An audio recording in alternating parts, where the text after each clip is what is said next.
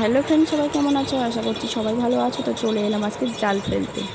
তো অনেক দিন ধরে আমার ছেলে কাকি শাশুড়ি বলছে চল, সব রকম তো ভিডিও করিস, আজকে জাল ফেলা ভিডিও করবি।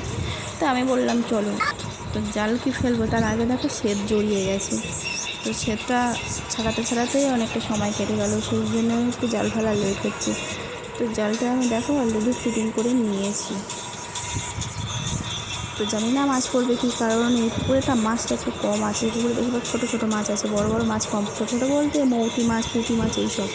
বড় মাছ আছে কিন্তু বড় মাছ পড়তে চায় না।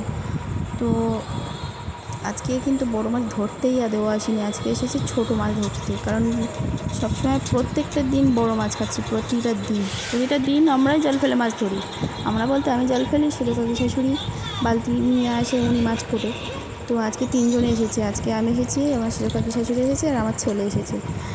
তো জানি না মাছ পড়বে কি না, কিন্তু মাছ না ধরে তো আর বাড়ি যাবো না। আজকে তো ছোটো মাছ ধরবো, মানে ধরেই যাবো। এটা ছোটো ফাঁসের জাল, বড় ফাঁসের জাল না। বড় ফাঁসের জাল হলে বড় মাছ পড়ে, তো ছোটো ফাঁসের জাল দেখো সব ছোটো ছোটো মাছ পড়েছে। আমার ছেলে দেখেছো জাল তুলতে দেয়নি, ও মা মাছ পড়েছে, মাছ পড়েছে, দেখো ছোটো ছোটো মৌটি মাছ, পুঁটি মাছ এইসব পড়েছে।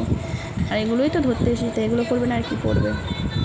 প্রতিদিন বড় মাছ খেয়ে খেয়ে গাল চুলকাচ্ছে, ওই জন্য করে আজকে বলে ছোটো ছোটো মাছ খাবো। তো যাই হোক, ভিডিওটা কেমন হয়েছে অবশ্যই কিন্তু তোমরা কমেন্টে জানিও, ঠিক আছে? আর আমি তোমাদের মধ্যে জাল ফেলতে পারি কি সেটাও তো জানিও কমেন্টে।